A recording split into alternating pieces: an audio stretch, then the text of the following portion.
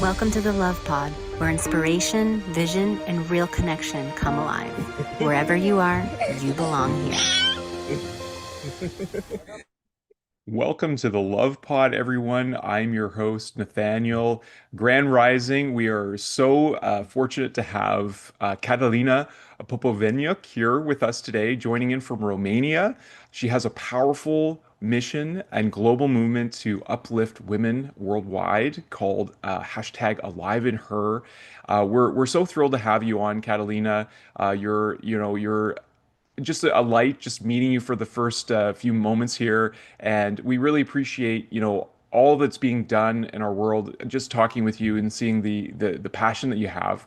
I'm so eager to have this conversation. We talked a little bit about this time we're in and the challenges that women are facing, but also there's a rising consciousness where divine femininity and divine masculinity are coming back together, and I'm eager to hear your perspectives, and I hear you're going to be traveling around the world. So I'm love to invite you to introduce yourself and yeah, tell us why you're doing what you're doing.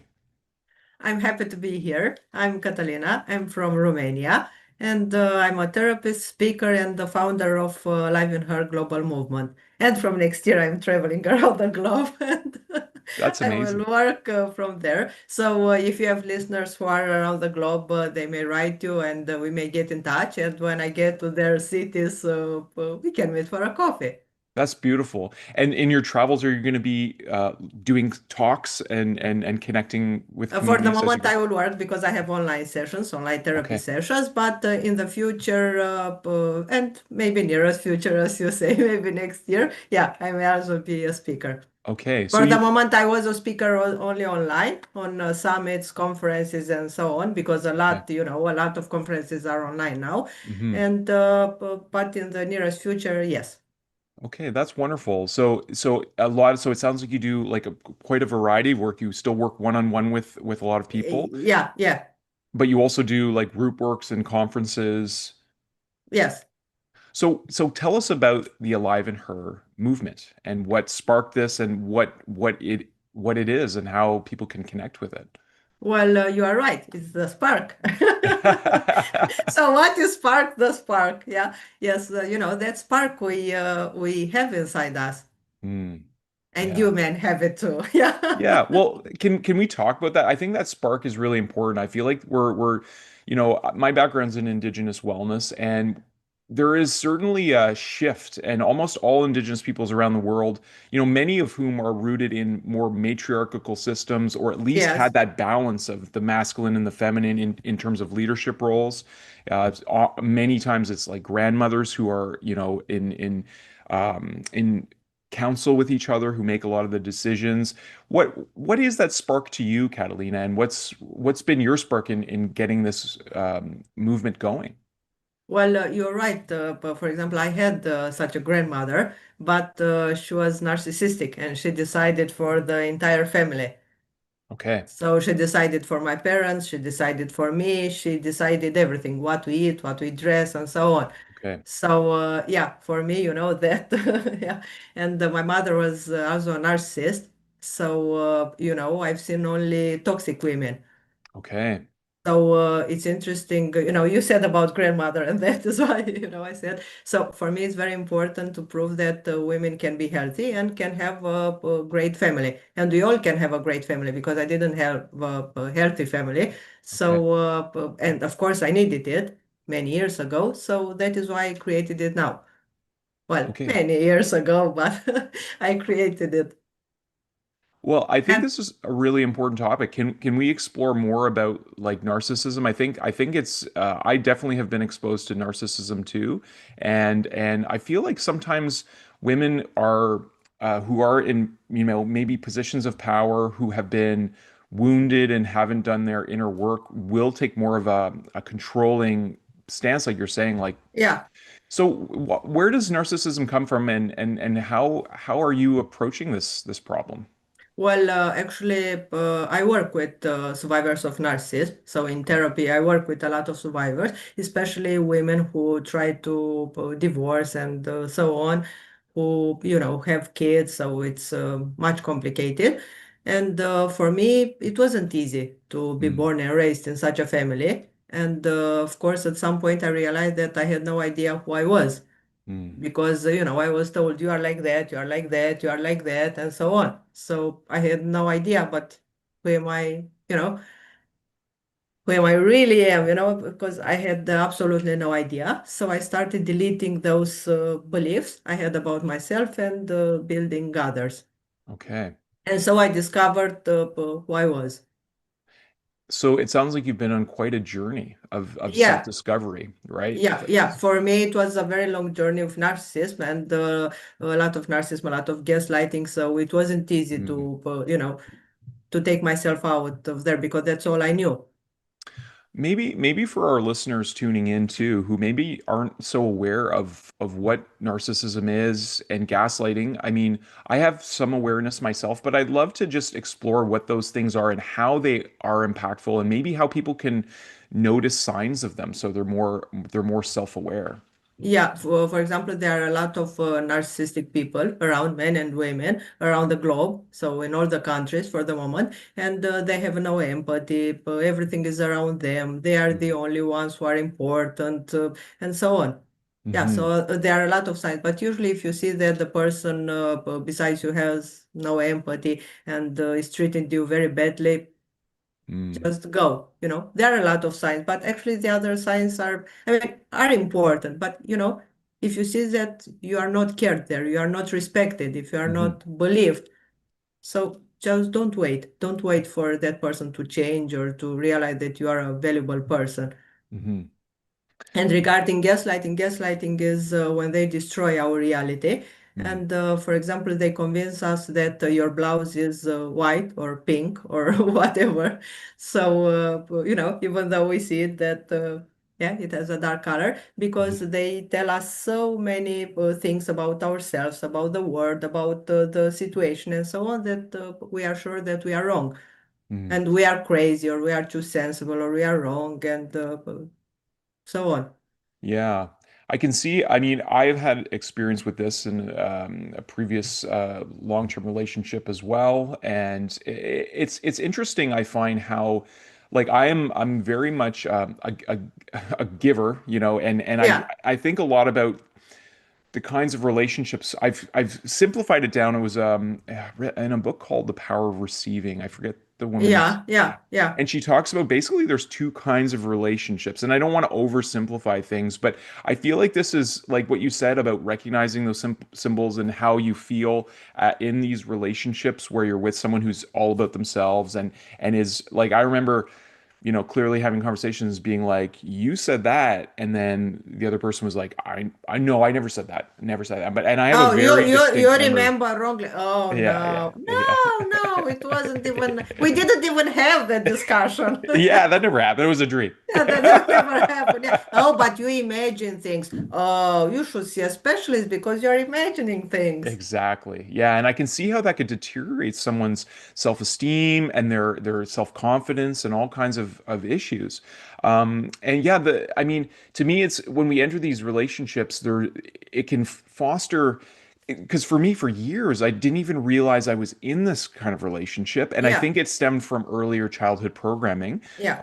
One of my family members, I would say, is has this narcissistic tendency as well. And in years now, in my own maturity, I've learned to set healthy boundaries and kind of keep a distance. Because I mean, the reality, as much as it's like just move on and distance yourself, sometimes these people are just in our biological family, and we have to Now find. we don't have to. No, Actually, we we don't, don't eh? have to. Yeah, and Christmas is coming, Yes. holidays are coming, so now we don't have to, even though they are our family and so on, and the society, and everyone tells us, oh, you should go. Oh, but they are your family. No, actually, no, we should not go if they are toxic for us. Okay. Oh, I appreciate you saying that. It's clearly a hard line for you, Yeah, and so what are some of the resources available, for people who are, obviously, we have inner power and stuff, but you're talking about a global movement of helping women, especially. You were mentioning before we got on the call, like there's been more violent crimes in this time for women, and there certainly is a shift going on. I mean, we're in very, there's all kinds of things happening in Yeah. our world in an accelerated way.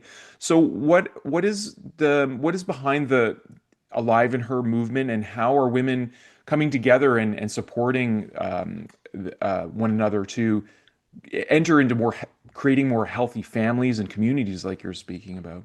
Well, Alive in Her actually it is a healthy family, a global village, a community. And the first step is women can share their story. And this Mm, way, the others can understand, oh, but it wasn't about me. It wasn't my fault. Oh, but it mm, was a toxic relationship. As you said, you didn't even realize it, you mhm, know. Yeah, so it's important to realize that it wasn't about them. And it mm, didn't happen only to them, and they weren't to blame, and but they were broken or there was something wrong with them. So hearing, another woman's story, make them realize that it's something universal. mm, It wasn't only about them. Yeah, so that's the first step. And after that, they support, they may offer free resources. One is offering free coaching, another one is offering, I don't know, a virtual hug, a virtual coffee, and so on. mhm. So inside the group, they are offering things and Okay, exchange ideas and skills and time and so on. that's beautiful. So it sounds like they're forming community based on, Yes, you yes, know, they are forming a community. okay, that's wonderful.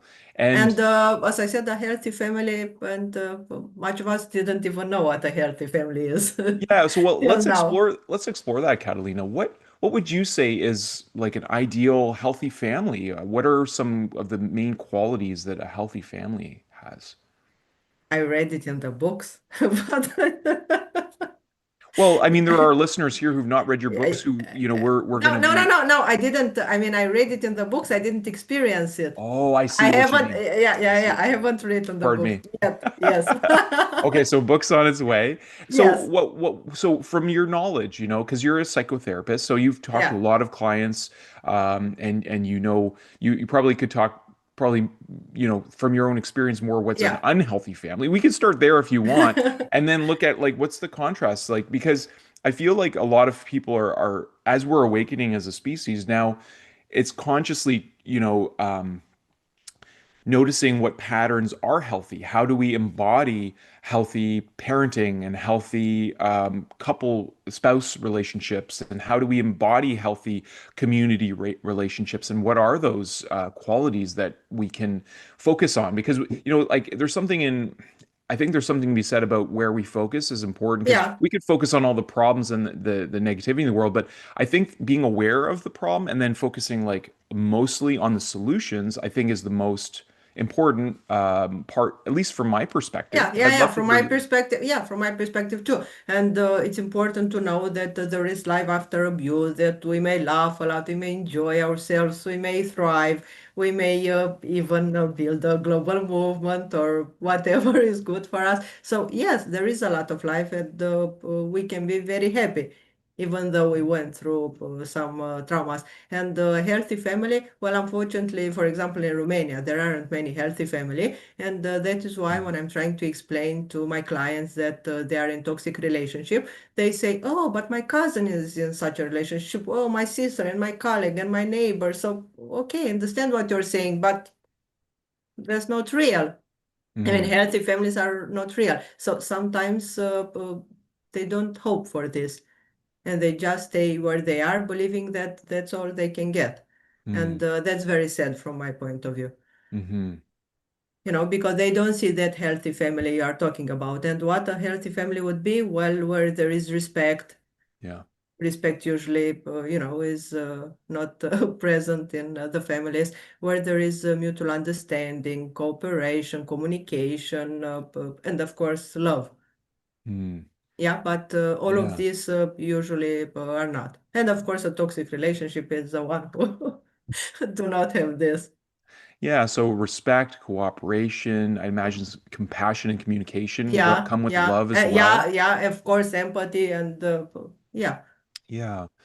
I hear you, and I'm saddened to hear that most families, as you're saying, in Romania, and this is probably a global, yeah, at least I think probably more in the West. I mean, it's there is a propensity to really encourage this concept of individuality and this idea of independence. And I noticed here in the West, like I have not lived in Europe or done much traveling to some more community focused places, but my partner has, and she talks about like the warmth, the welcoming kind of nature in some more community oriented cultures.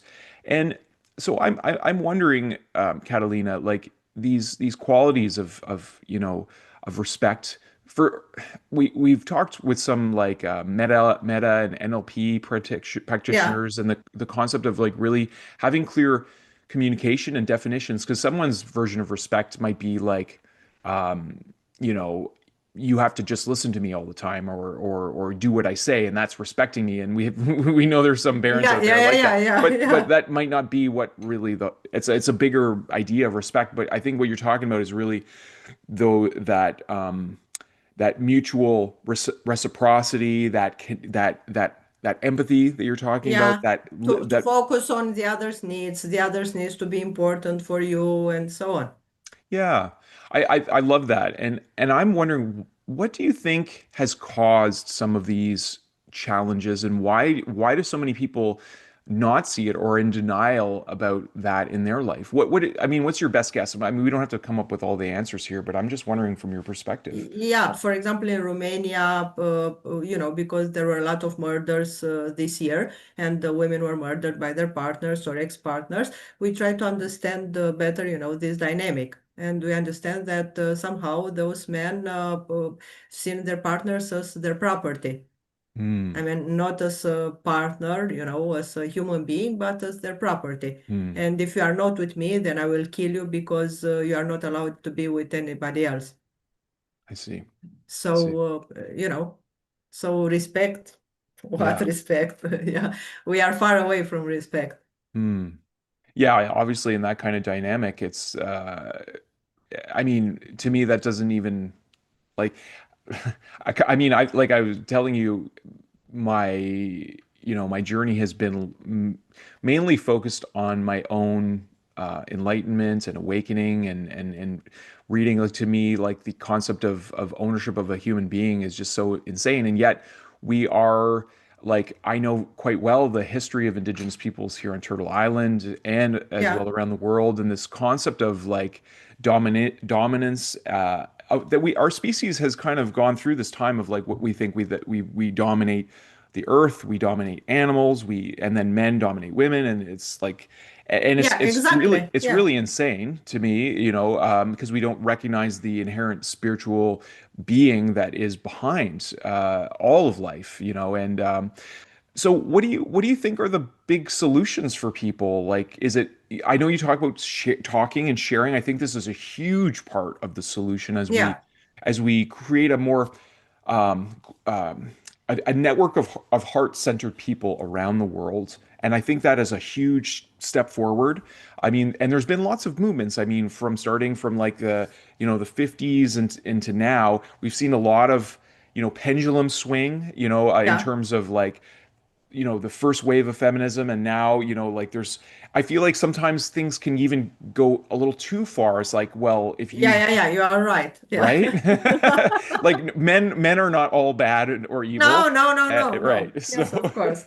Yeah, yeah. But sometimes, yeah, it seems that those movements suggested that, even though, of course, it's not true. hmm. Yeah, so I'm wondering, what do you feel for us to really come together, Yeah, hearts and minds, to come together in a coherence, and recognizing too, when I think of the feminine, the divine feminine, I think of the mother consciousness, a part of the foundation of our association, Light Heart Vision, is based on the principles that are shared in the Christ letters. And yeah, I'm not a religious man. I don't have anything against religions, but I do believe that in order to be healthy, you talk about healthy, I believe that we need to be able to question beliefs that don't yes, of course. necessarily align with our evolving and developing understanding of what's true. And I feel like science is the language of truth, but science itself in some ways has become its own religion. If especially materialists, I feel like there's emerging inspired scientists who, just like like psychology is a very fairly new field. For a long time was considered an art, and I know there's now this bridging happening. And a lot of the true science, I believe, the science that's bridging the gap between our spiritual understandings of who we really are, where we come from, and also that the pure science of measuring things.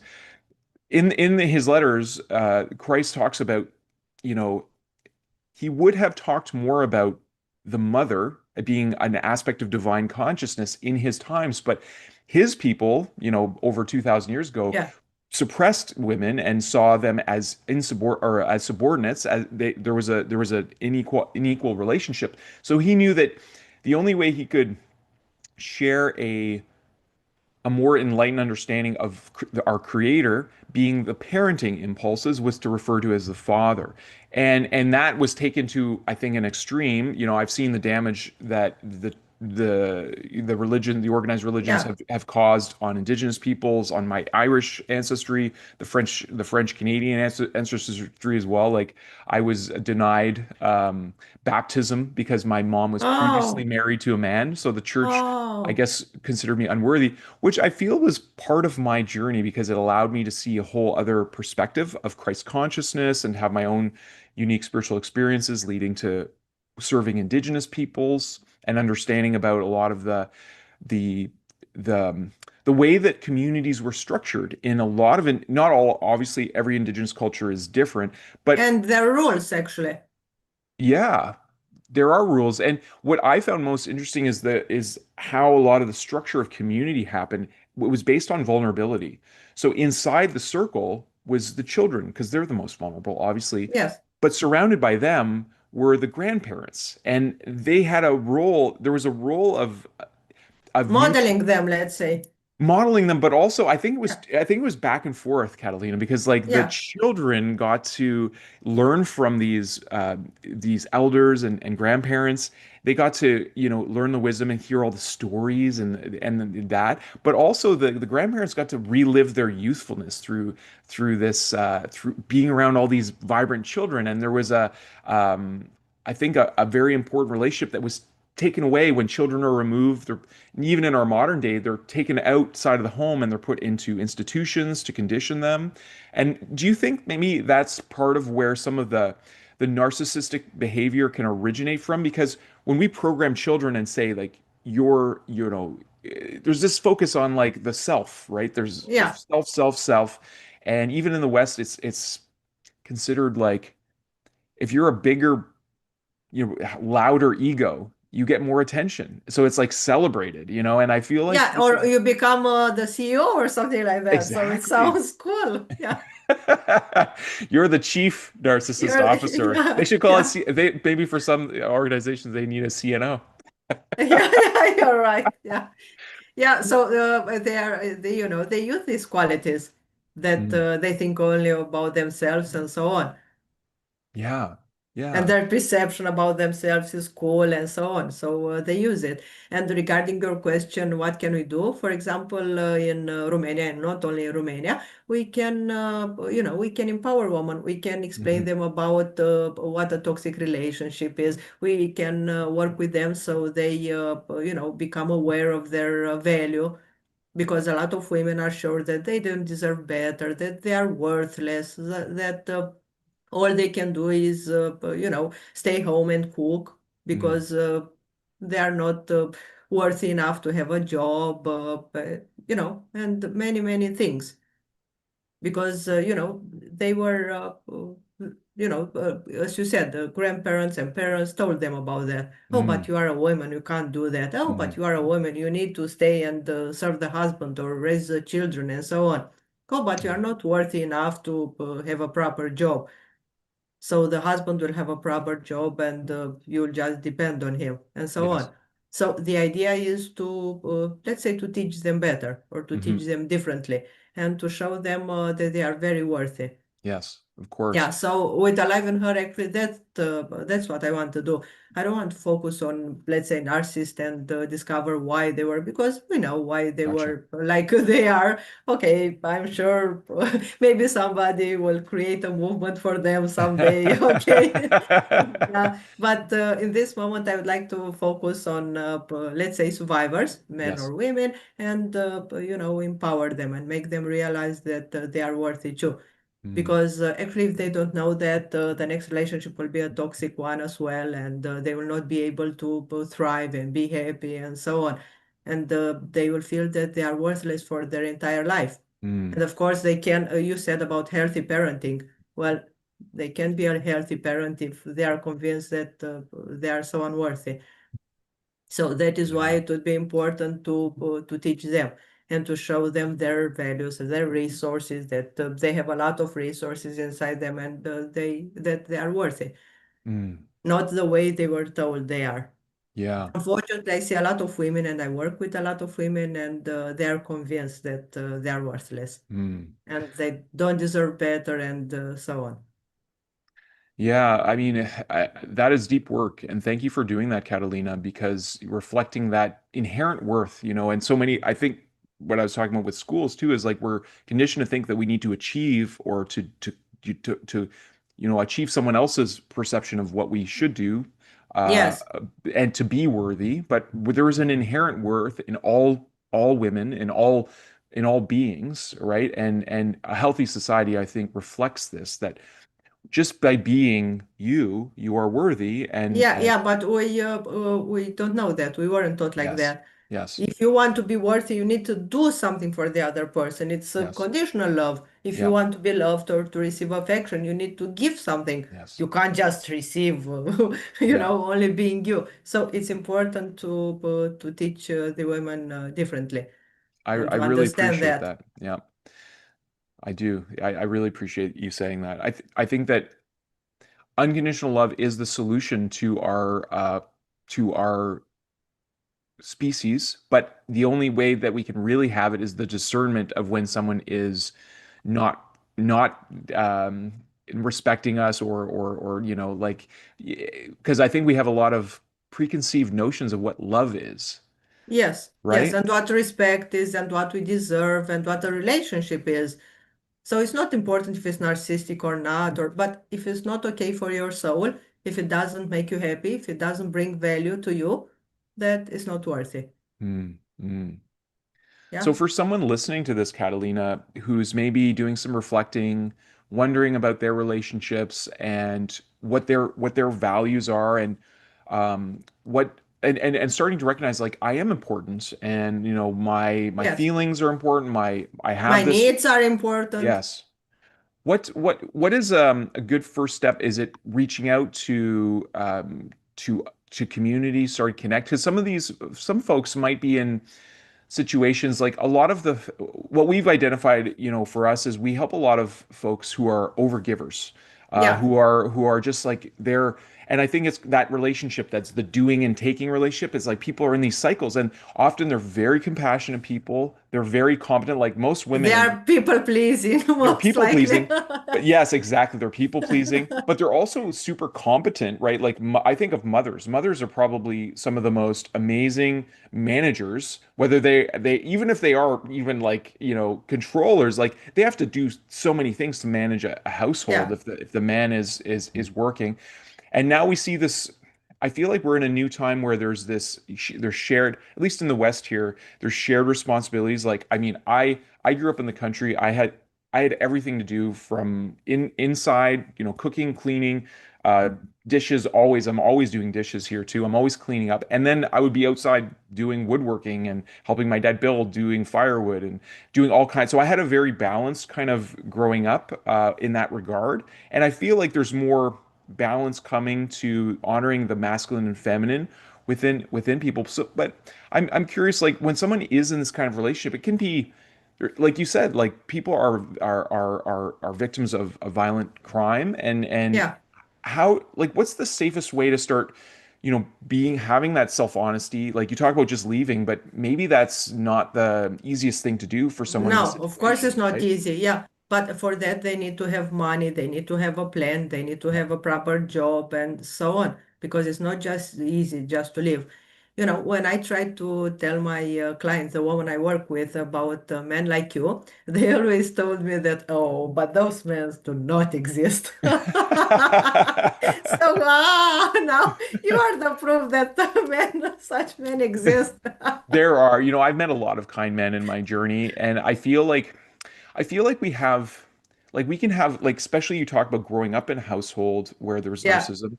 I too was exposed to that, and I feel like if we don't recognize that pattern, we attract people that will keep of course. doing that Yeah, to us because yeah, yeah. we're just used to it, right? So it requires a, like, almost like an up leveling of our values and our beliefs about life too, like that there are good people and that we can be in a healthy family, as you said, we can be in a healthy Yeah, relationship with ourselves. Because when I think of someone who thinks they're worthless, to me that they don't have a good relationship with themselves, and that yeah, and of usually is course where it they will starts. attract only persons, you're right. Yeah, Yeah, who will just use them. exactly. Yeah. So it sounds like that self-awareness piece is really the key. And then finding support systems like Alive in Her and Yes. and connecting. Are there other, is this recognized in Romania? Like are women coming together more, or is this something that is No, no, lacking? no, no. It's not. Yeah, it's something that is like Okay. lacking. It's not common. It's not Okay. common at all. Gotcha. Yeah, because especially after Corona, people are very lonely and they are staying, in their houses and so Yes. on. So they lost that sense of connection and so on, of going out, at coffees or talking to other Okay. women. So yeah, it's a lack of this, and that is why it's even more important Mm, to create or recreate this. mm.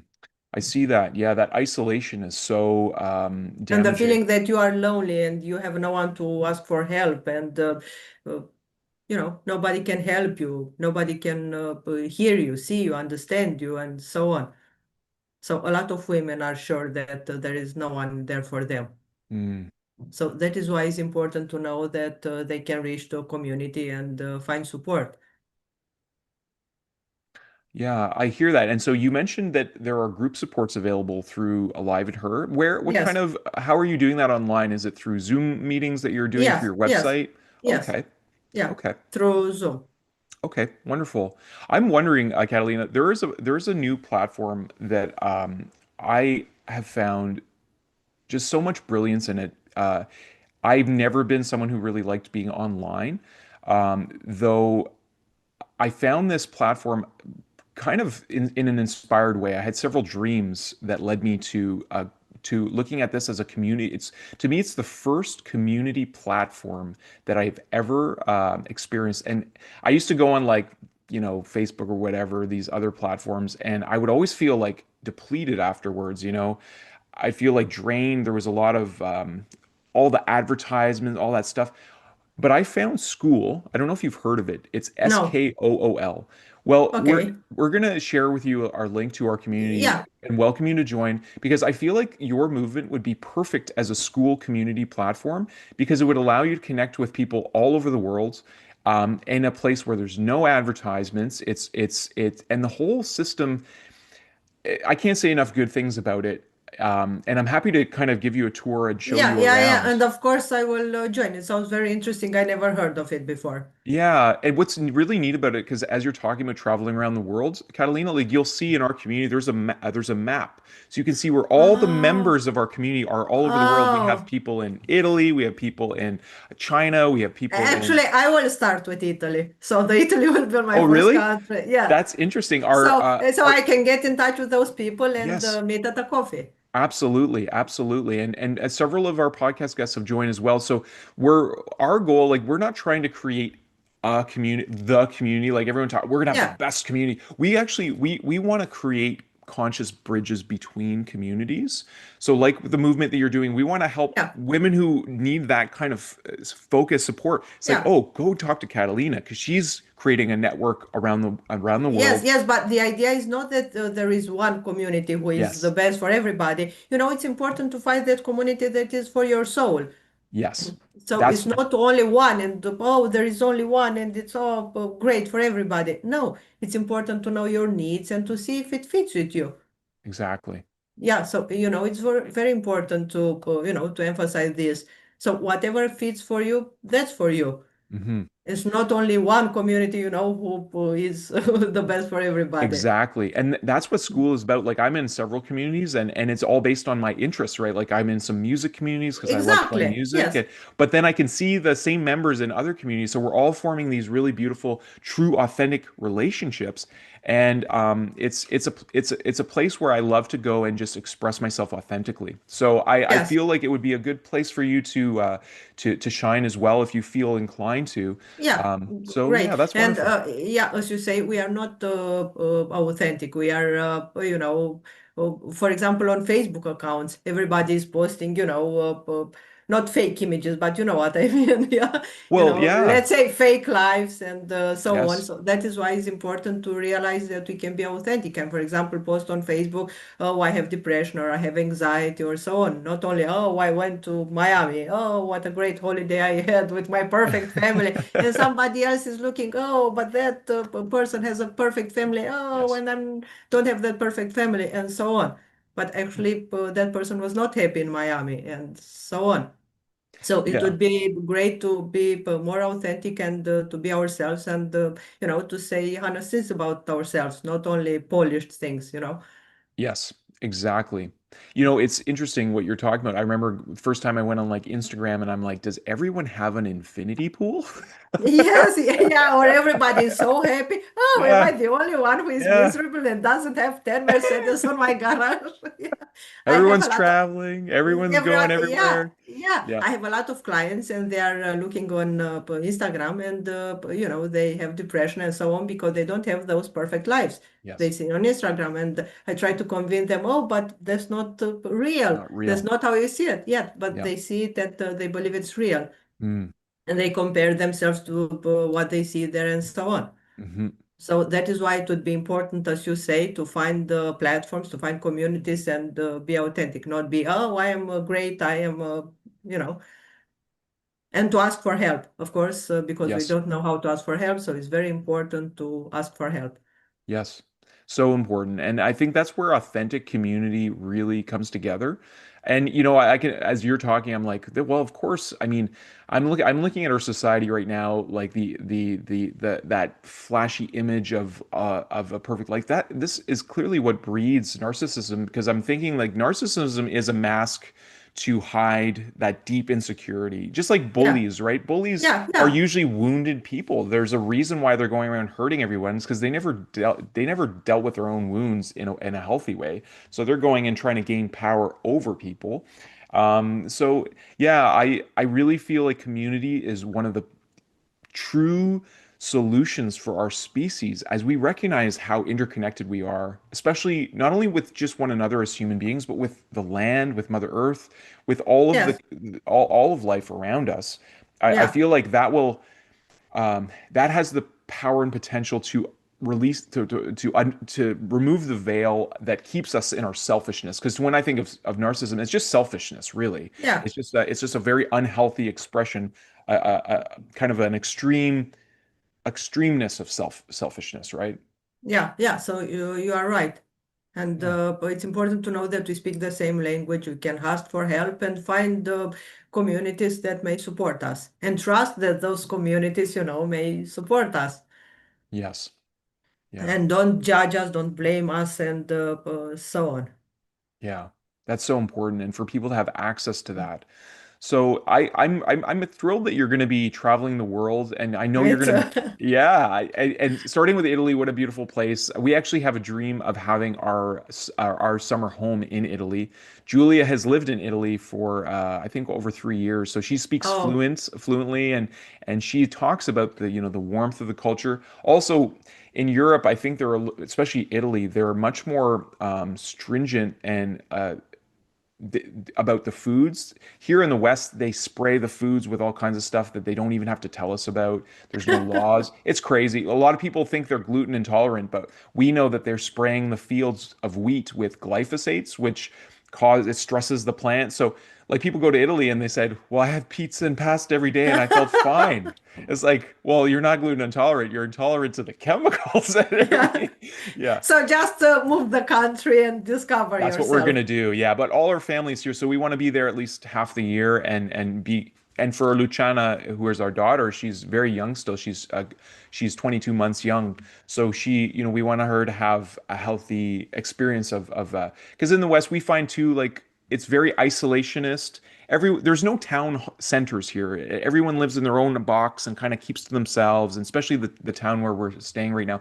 And we're community people. We love being in authentic, engaging places. So maybe who knows? Maybe we'll have a coffee with you in Italy when your Yes, travels. yes, yes. And we may find a community, and the community may be people all around the globe. Hmm. So not our family or our friends, but different people Yes, yes. Different. from Well, America, and yeah, yeah, and this has been a really like doing this podcast, and I thank Julia because this podcast would not exist without her. She's very like savvy when it comes to technical. She's a true manager leader. I'm very much of a spontaneous artist mind, and like just give me a microphone and I'll talk to 10,000 people. It's fine. I But will tell her that you did a terrific job today. oh, well, thank you so much, Catalina. I really appreciate you. I appreciate your mission to really help foster this movement to empower women and to foster healthy. To me, healthy families is the cornerstone of healthy Yes. communities, and healthy communities is the foundation of a healthy world. So I really appreciate what you're doing, and we look forward to seeing how you grow and develop this network over time. And next November or next December, we can meet again, and we will see. Sounds great. Well, Yeah, yeah, I will tell you how the movement grew and what absolutely. happened. Yeah, you're totally welcome to come on back on the show. I know before we came on, Julia, I told you Julia had it in her calendar. She wanted to be the one to talk with you, especially around, women's empowerment and growth and unfortunately she was not feeling well. So I'd love to have you back anytime you'd like to come. And I know Julia would like to be part of that conversation. Next December. Sounds good. Next December. That's great. Well, It's a date. Okay. okay. Happy holidays and have a great year. Thank you so much, Catalina. So before we end, and we're going to welcome our daughter to come Yeah. on and say thank you. I just wanted to ask you what if you had a message that you could share with everyone in the world, like you had a megaphone and everyone could hear you. What would you tell everyone? You don't have to be alone. Mm, Find someone who can be there for you because there are a lot of great people around the world. Just find your people. I love that. That's a beautiful, beautiful message and a perfect way to end our beautiful conversation. Thank you so much for who you are, Catalina. And yeah, we look forward to continuing to grow our relationship with you. And if you don't have anything else to say, I'll welcome our daughter to the screen. We'll also put all in our show notes ways that people can connect with you. Um, yeah. Yeah. All right. Bye. Bye. Thanks for watching. You say ciao ciao. Bye.